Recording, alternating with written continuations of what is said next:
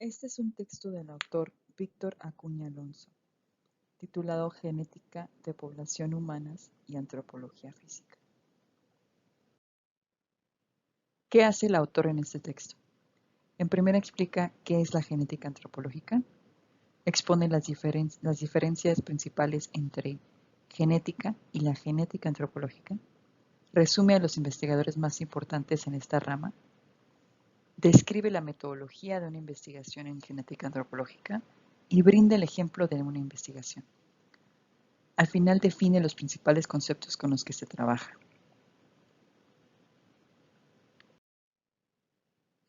¿Qué es la genética antropológica? La genética antropológica se dedica al estudio de la variabilidad genética de las poblaciones humanas. Es de carácter histórico, ya que a través del estudio de los patrones de variación se estudian procesos demográficos del pasado. Los temas principales de este campo de estudio son el origen de los Homo sapiens, la dispersión de las poblaciones humanas y la relación de la variación genética con la adaptación a diferentes presiones selectivas del ambiente. En su metodología confluye parte con la antropología demográfica y sus implicaciones incluyen la epidemiología genética y las ciencias forenses. El autor nos brinda un cuadro para comparar la genética antropológica con la genética humana. Nos dice que a mediados de los 60 y en principios de los 70 se consolidó la genética antropológica frente a la genética humana. Esta última era realizada predominantemente desde las ciencias biomédicas. La genética antropológica, por otra parte, se distingue por la perspectiva biocultural y por un muestreo poblacional delimitado socioculturalmente. A diferencia de la genética humana, la genética antropológica se basa más en el método comparativo que en el experimental, por lo que la investigación de campo es importante y la interacción con otras áreas en la antropología, ¿no? O de otras ramas de la antropología. La aportación fundamental de la genética antropológica es el énfasis en la biodiversidad humana usando métodos cuantitativos. Tiene dos temas fundamentales, que es la evolución humana y el otro es la diversidad de las poblaciones. Después el autor de este texto nos da una breve descripción de la evolución de la genética antropológica y de sus principales exponentes. Nos dice que si bien la genética nace a finales del siglo XIX, la genética humana se desarrolla hasta la segunda mitad del siglo XX. Nos menciona a James Neal y Francisco Salzano. Estos investigadores trabajaron en la década de los 60 con múltiples grupos indígenas de Sudamérica, como los Xavante. Investigaron los principales patrones de variación genética, así como aspectos demográficos y epidemiológicos. Otro investigador importante fue Luigi Luca Cavalli Sforza. Era un italiano. Fue uno de los primeros que compiló de manera exhaustiva frecuencias génicas de poblaciones de todo el mundo, usándolas para calcular distancias y realizar mapas, ¿no? Con la idea de que la variación genética humana es un reflejo de la historia evolutiva de la especie humana. Hay una anécdota muy bonita, un par de anécdotas de Luca Cavalli Sforza, que es el señor que está aquí abajito. Una es que cuando él tiene 18 años, entra a la universidad y vacila entre si estudiar medicina o ciencias naturales. Elige medicina, que es que porque ya había llenado el formulario y no quiso ser otro. Esto es en 1940, cuando Italia se une a la Segunda Guerra Mundial. Y todos los jóvenes, varones, son llamados para el servicio militar, menos los estudiantes de medicina. Fíjate, le salvó la vida estudiar medicina al señor. Y vivió casi 100 años, murió en 2018. En México destacó el doctor Rubén Lisker. Lisker estudió poblaciones indígenas, afromestizas y mestizas. Sus obras son los primeros trabajos de genética antropológica en México. Otro investigador es Michael Crawford. Él estudió las poblaciones tlaxcaltecas en los 70s. y su obra Antropología Biológica de los Indios Americanos es un libro de referencia para entender la variabilidad biológica, orígenes y la historia demográfica de las comunidades. Otro autor muy importante fue Richard Lewontin, quien demostró que la variación genética entre los seres humanos es menos de 10% atribuible a la comparación entre razas, que quiere decir que él invalida, ¿no?, la noción de raza como construcción taxonómica.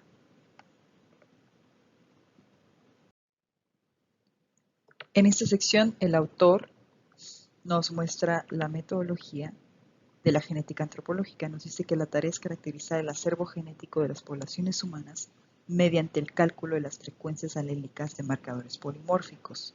¿Qué significa todo esto? Bueno, un alelo es cada una de las alternativas que determina un gen. ¿Qué se puede o no manifestar, ¿no? La frecuencia alélica es con qué frecuencia vemos cada alelo. Un polimorfo son los pequeños cambios en el material genético que mostramos todos en cada gen. No todos tienen significación clínica o fenotípica, o sea, no todos se transforman en un fenómeno visible, por así decirlo, ¿no? Nos dice el autor que una vez construido el tema de investigación, ¿no?, el tema que nos interesa por investigar, ¿con qué población queremos trabajar? ¿Qué población queremos investigar? ¿Y qué marcadores genéticos vamos a emplear? La investigación pasa por las siguientes etapas. La primera etapa es el diseño del muestreo. Esta es fundamental, ya que de ella dependerá el resto del proceso. De esta se trata de limitar la población o grupo social con el que queremos trabajar, las características de los individuos participantes, es decir, las edades, sexo, parentesco, factores socioculturales, etc. Los estudios que indaguen las interacciones gene-ambiente, nos dice Víctor, implicarán una mayor planeación. La siguiente etapa es toma de muestras. Aquí hay distintas opciones, nos dice Víctor. Se puede trabajar con cualquier muestra de DNA que contenga DNA, sangre, saliva, cabello, pero la elección dependerá de los recursos, ¿no?, de los protocolos de laboratorio, de la ética, ¿no?, de donde se realice la extracción del material genético, y de aspectos como la disponibilidad de los individuos a donar, porque pues hay que considerar que estos son procedimientos un tanto invasivos. También nos dice Víctor que los métodos no invasivos proporcionan una menor cantidad de material genético, pero enfatiza que la genética antropológica no implica necesariamente exclusivamente trabajar con muestras biológicas. También hay métodos cuantitativos donde se utilizan fenotipos simples y complejos.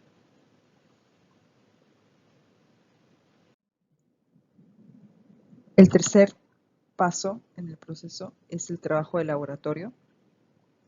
Nos dice el autor que de la cantidad y la calidad del DNA que se recupere de las muestras dependerá la cantidad y el tipo de polimorfismos que se puedan analizar. Pero se estima que en condiciones ideales, a partir de 5 mililitros, solamente 5 mililitros de sangre, se obtiene suficiente DNA para analizar más de 3.000 polimorfismos. Si las muestras se tratan adecuadamente y se conservan a baja temperatura, menos de 70 grados, permanecen estables por años. Aquí quise incluir un video de cómo funciona la tipificación de polimorfismos. Que para esto se emplea la tecnología de la reacción en cadena de polimerasa, también llamado PCR. El cuarto paso en el proceso es el análisis de datos. Aquí se describe la estructura poblacional en cuanto a frecuencias de polimorfismos, la diversidad de la muestra, la proporción de heterocígotos y homocígotos, etc. ¿Qué significa esto de proporción heterocígoto y homocígoto? Bueno, aquí puse un ejemplo de color de piel. Si pondremos piel blanca como A minúscula, piel negra como A mayúscula, por ejemplo, si una madre de piel blanca y un padre de piel blanco tienen un hijo, pues será puro homocígoto, porque tiene este par de alelos, genes alelos, de doble A minúscula. Por otro lado, si la madre tiene piel negra, A mayúscula, el padre piel negra igual, A mayúscula será también un puro homocígoto, piel negra, genes álidos, doble A mayúscula, ¿no? Por otro lado, si hay un mestizaje, piel blanca, piel negra, A minúscula, mayúscula, entonces el resultado será un híbrido heterocígoto. Entonces es importante el análisis de los datos, describir la estructura poblacional en cuanto a este tipo de frecuencias y proporciones de heterocígotos y homocígotos. El siguiente nivel de análisis, nos dice Víctor, depende de los resultados, de los objetivos de la investigación. Y el último paso es la interpretación de los resultados. Finalmente los datos se interpretan de acuerdo con un conjunto de datos más amplios que los genéticos, ¿no?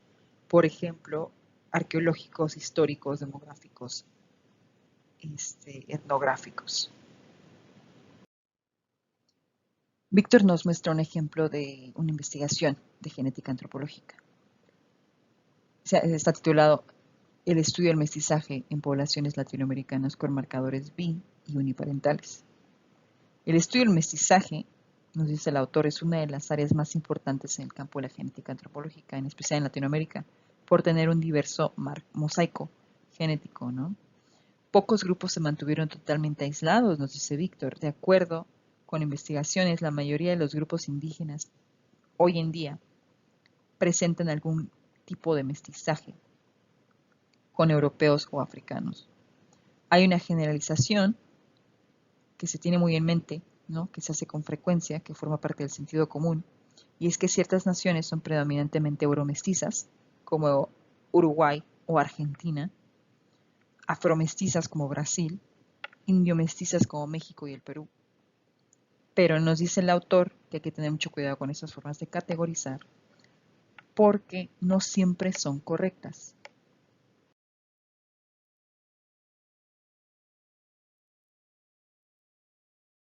También el autor en este texto nos describe los principales conceptos que se utilizan en la genética antropológica. Población, nos dice, lo ideal sería definirlo como un grupo de individuos que forman una red social en la que se pueden dar relaciones de parentesco y que tienen alguna afinidad genética. Pero dado que estos eventos no son fácilmente observables, en la práctica se emplean criterios de índole cultural como lengua, identidad, clase social o, por ejemplo, área geográfica que comparten un origen o espacio, o biológico, con frecuencia usando el fenotipo como criterio. Otro concepto que describe el autor es raza.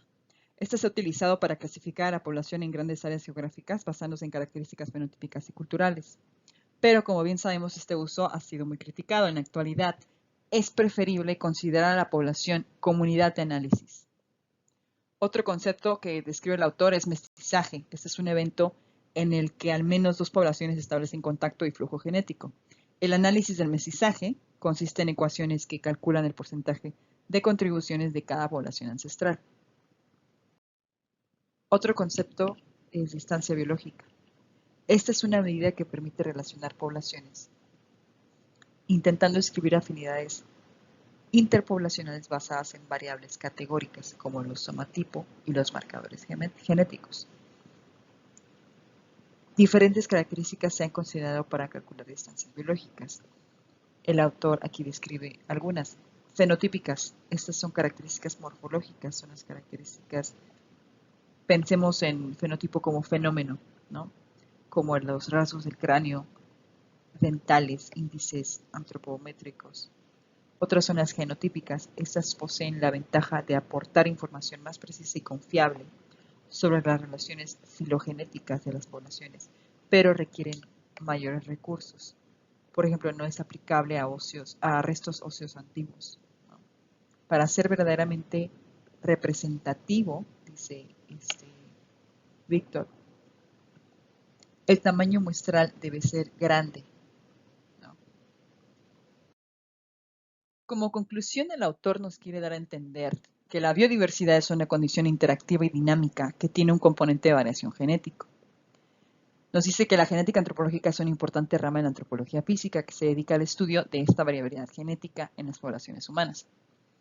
es de carácter histórico. A través del estudio de los patrones de variación, podemos estudiar procesos demográficos del pasado y, por ende, permite la reconstrucción de la filogenia humana con gran precisión y la determinación de tiempos de divergencia entre poblaciones humanas y otras especies de primates.